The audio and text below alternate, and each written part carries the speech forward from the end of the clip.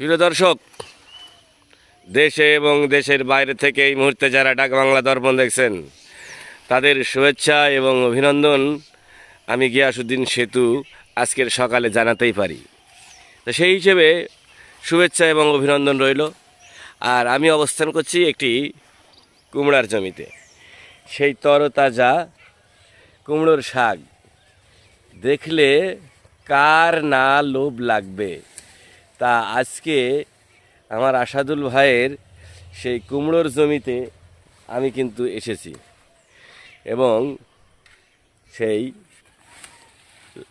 কুমড়োর শাক আমার কেটে দিচ্ছে আর আমি কিন্তু এখান থেকে নিচ্ছি। আর এক অপর প্রান্ত থেকে সাবেক ফুটবলার ডাক বাংলার আব্দুর রহমান কামাল ভাই কিন্তু তিনি সেই শাক এর লোভ সামলাতে না পেরে সেও চলে এসে, কিন্তু সে কিন্তু ওই গাড়ির পরে বসে রয়েছে। এটা আমরা মেনে নেব না, তাকে তো জমিতে আসতেই হবে।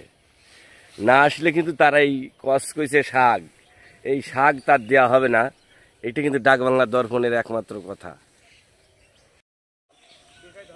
এই যে সাবেক ফুটবলার সে কিন্তু এখন মোটা হয়ে গিয়েছে, হে আর লাভ দিবাচ্ছে না, ওই যে পর্যন্তই দাঁড়িয়ে রয়েছে। তা থাক, সমস্যা নেই। তবে এই লাল এই যে কুরবানির ঈদ চলে গেল, মানুষ কিন্তু খুব খেয়েছে গোস্ত, গরু ছাগলের গোস্ত। এই গোস্ত খাওয়ার পরে যদি হয় এমন শাক, তাহলে কেমন হবে বলেন তো বন্ধুরা?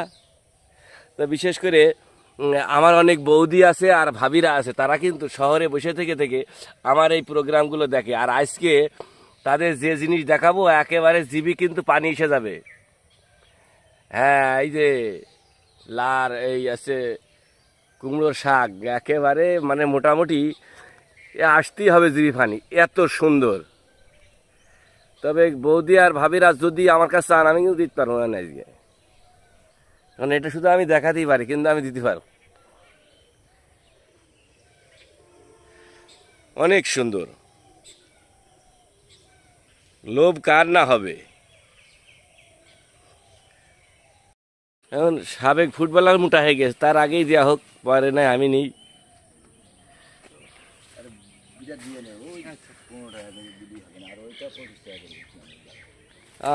কি আজকে তো ভাবি তো একেবারে খুশিতে টক হয়ে যায়।